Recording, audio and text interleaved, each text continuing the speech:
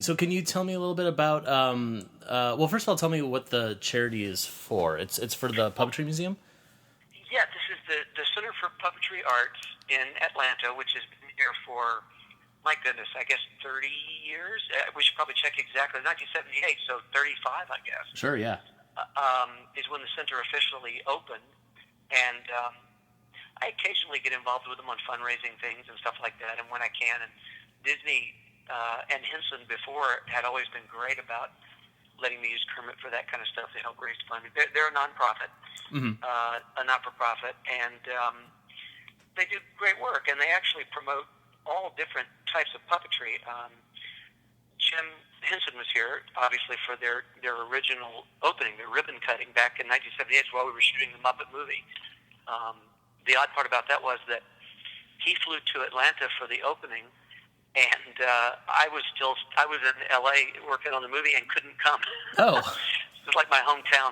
But, Melissa, my wife, was here, and my mother. All these people went down to the Puppetry Center and hung out with Jim, and I didn't get to. Wow. But anyway, he was always very supportive of the center and just of puppetry and other puppeteers in general. It was important to him to. I think he felt like he was kind of giving back a little bit to this particular art form that had sort of accidentally been so good to him. Yeah.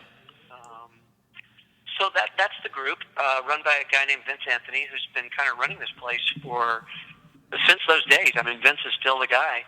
I've known Vince since, I don't know, quite a long time before that time, as one of the local Atlanta people who was doing marionettes at the time. And they do wonderful work, and I've always admired their ability and their dedication to getting the funding they need to keep this place open. To my knowledge, it's the largest center of its type in the world. It's in an old schoolhouse in downtown Atlanta, in a prime real estate location.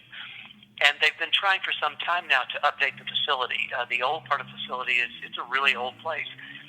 And part of what they want to do is raise the money. In fact, I think they've raised their money, most of their money now, to start the process of renovating the center. And they're in the process of doing that. They've got holes in the ground right now.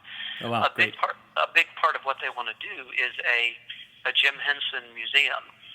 And that museum will be sort of the final repository for a lot of the materials that people have seen traveling around the country in various exhibits and things like that over the years. They already have quite a collection there, but it's all of Jim's early stuff, and it will be more than just the Muppets. It'll be sort of everything Jim has done, and I think the intention is that the Henson family is going to donate a substantial part, if not all, of their collection to this museum for a permanent place for it to be.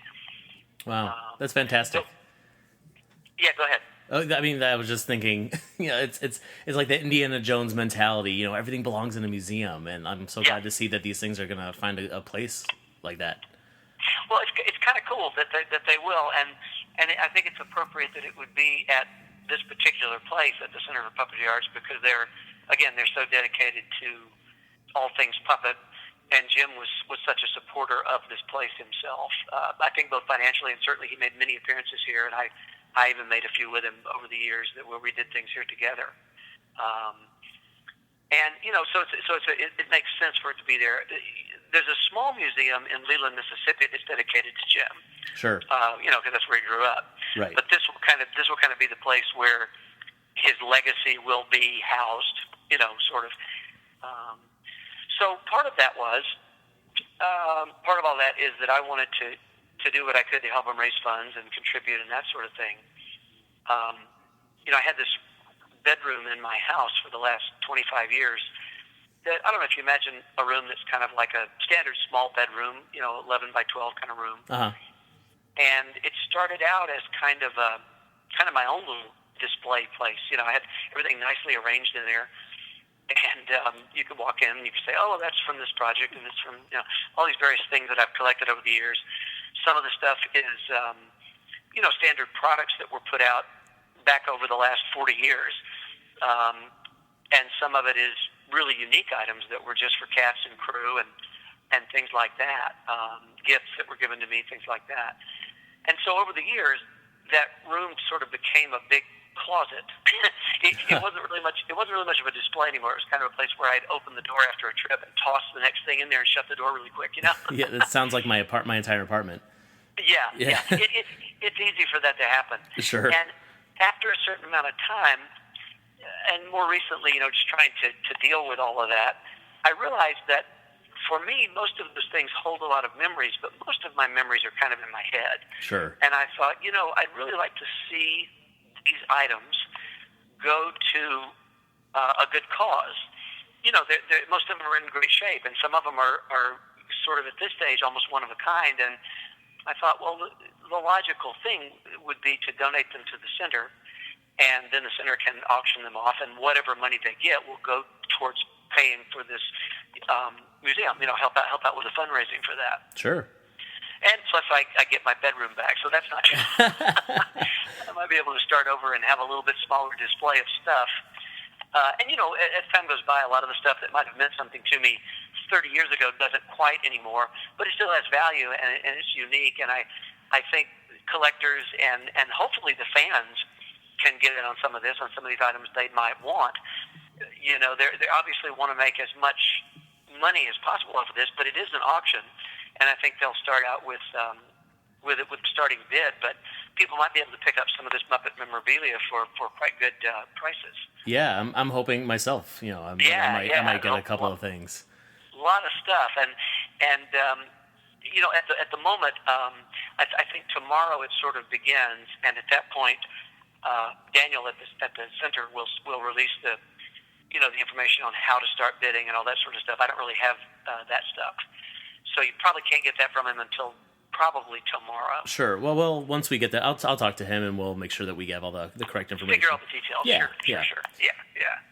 Yeah. So can you give us an idea of like some of the things that you're auctioning off? Well, a lot of things like cast and crew jackets. Mm-hmm. A lot of those kinds of things. Mugs and toys and toys that have never been out of the packages yet, which might be probably you can't get them anymore, and they're in perfect condition. And the NASCAR cars that came out a few years ago, I've got an entire set of those that I'm going to auction off. And Sure, yeah. The Palisades, which is a little more common, but I've got that whole set. That stuff's going to go. And so many items, products that were given to me from other countries. Wow. There was a whole line of Japanese Kermit products that came out in the early 90s. Wow. And what we basically did was take like-kind items, either from a particular project or a particular time frame, and combine them into one lot, one sort of gift basket sort of thing that would be representative of that certain time frame or that project. And I've got things from the Witches and from Dark Crystal and Labyrinth and everything I've worked on over the years. Wow, that's great. Many things. And then I think Daniel had mentioned something about you're also giving away selling some signed materials. Is that right? Yeah. What I tried to do was just for collectors. Without writing all over and screwing up items. I tried to include certain things in each of the lots that are being auctioned that were signed. And sometimes it's signed by me. There's a couple of that I know that are signed by all the other performers as well when I could get that arranged. Not everything, but it's usually a Kermit signature and my signature at least. And I've got a couple things with the Jim Henson Company. It's not exactly a grand opening. I guess it was a big party to celebrate the opening of their expansion when they bought the lot in their own studio. I've got a hard hat in there that Brian signed and Charlie Rifkin signed and I signed and a bunch of people. Yeah. Various stuff that people aren't going to find anywhere else. No, everything sounds very one of a kind.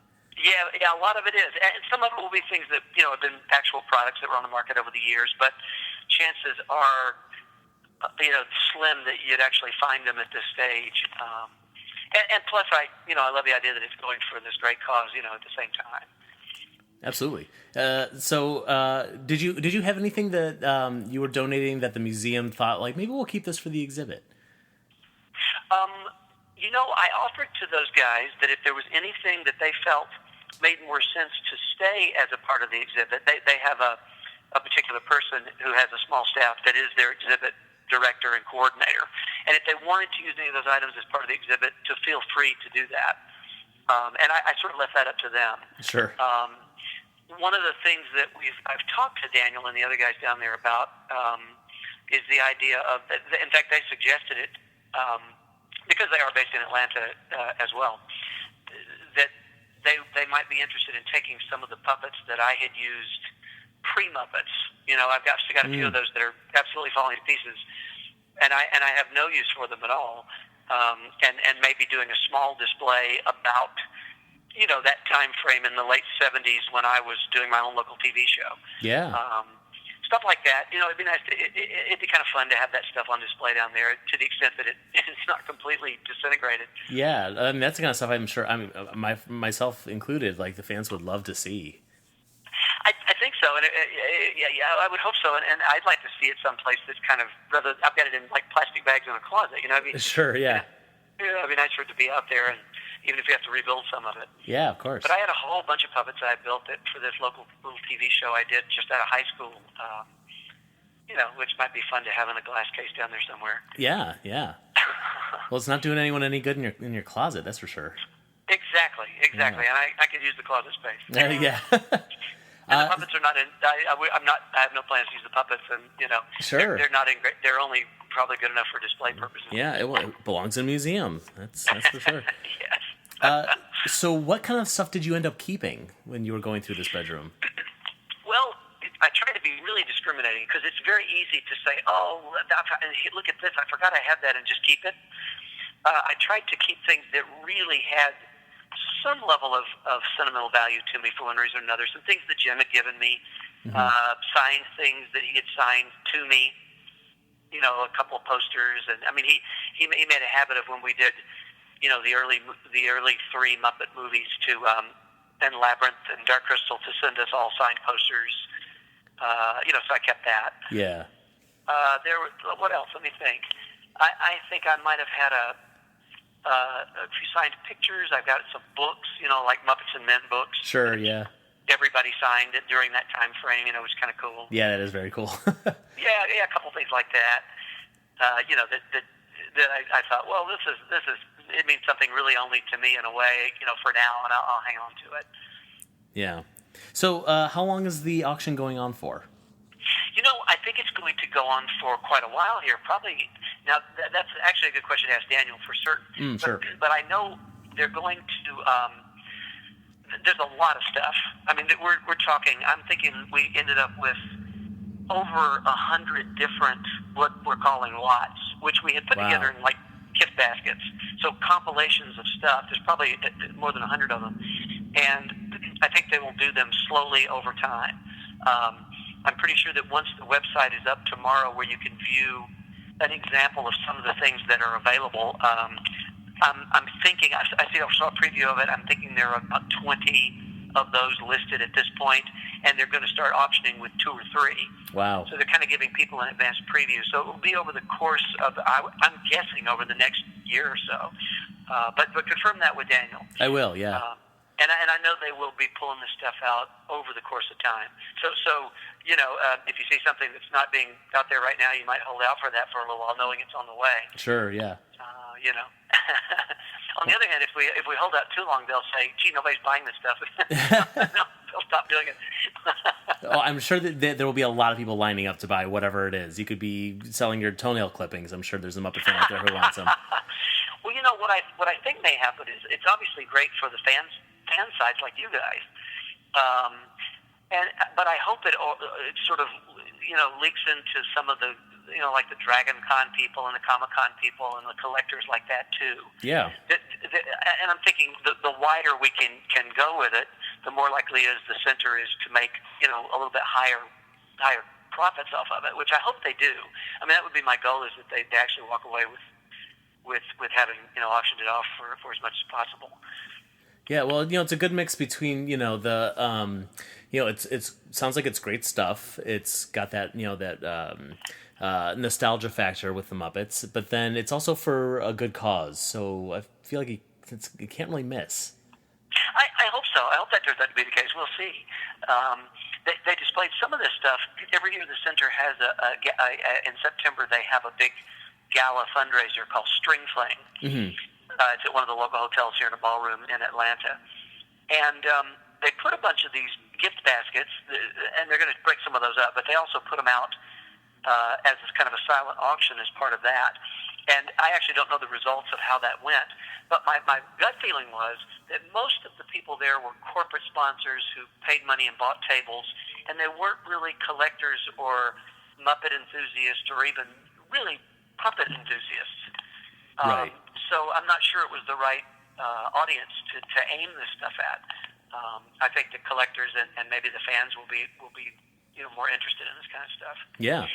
But I mean, like, there's a whole set of the original Plush Fraggle dolls. Ooh, I've always wanted those. Yeah, I mean, they're funky looking little dolls, but they were made during the show. And Sprocket, there's a Sprocket doll. All of those are in one basket, along with a whole bunch of other Fraggle stuff. Wow. Sweatshirts from Labyrinth that were given to the cast, and Fraggle Rock sweatshirts that, they're quite small, but they're still kind of cool to have with the original artwork on them and stuff like that. Yeah. Wow. Things that I actually wore at the time that I've been well taken care of, and you can assure people they've been laundered. So I was gonna say like authentic Steve Whitmire sweat stains. That might drive the value up. There might be some DNA in there somewhere. Wow. Well, I'm really excited about this. I'm hoping that I have a chance to win a few of these things, but I hope I hope that most of the stuff ends up going straight to some of the Muppet fans out there. Yeah. Well, me too. I think that's a great thing. So again, I appreciate you being willing to support it. Yeah, of course, and thank you for reaching out to us. And sure. I mean, good luck with the auction, and definitely keep us informed on how it's going.